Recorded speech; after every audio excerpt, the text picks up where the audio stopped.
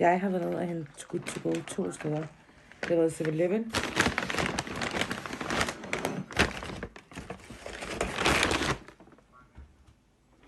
Ej. Skat, den er ikke god.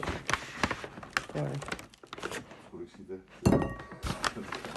Jeg snakker med dig også. Ej, de er virkelig dårlige. Jeg kan ikke lide de her... det er dem der med syltetøj inde i. Så der er en med smør. En med chokolade. En med smør. En mini. Hvad hedder de her? Hvad hedder de her? T-Biggis. Terbik. T-Biggis. Terbikis.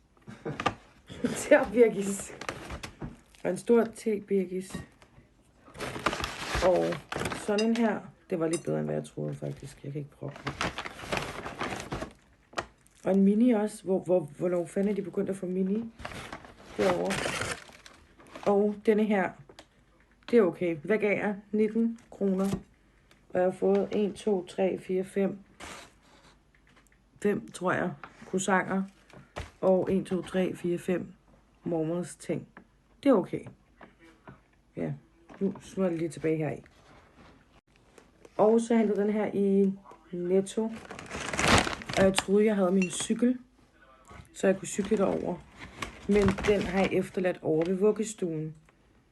Så heldigvis kunne jeg lige nå at hoppe ind i bussen, da det var, jeg kom ud af 7-Eleven, og løbe ind i Netto og ud til bussen igen. Og så nåede jeg den og stoppede den, imens den holdt ved busstoppet. Nå.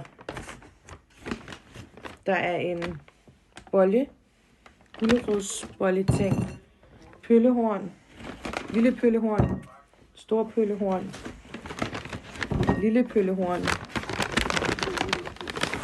Lille og lille pøllehorn. Og en til bolle ting. Og en til lille pøllehorn. Og hvorfor den her i en pose, det prøver man faktisk ikke helt om. Så der er en, der har taget den her fortrudt og rørt med sine fingre. Den er måske rørt ved alt muligt andet også. Nå, det bliver ikke mig, der spiser det. Og de her, de er sygt gode. Hvis folk ikke har smagt dem, så skal de seriøst prøve dem. Der er rigtig meget af det der creme i. Jeg kan godt lide, når der er meget. Og så er der en til stor pøllehorn. Nej, nu kan det pøllehorn. Det Pøllehorn. En pøllehorn. Så der er en donut. En donut. Og hvad er det her? En donut. Det er også en donut. Og ja, donut. Og en donut. Og en donut. Okay, den her der var bedre, synes jeg, end 7-Eleven.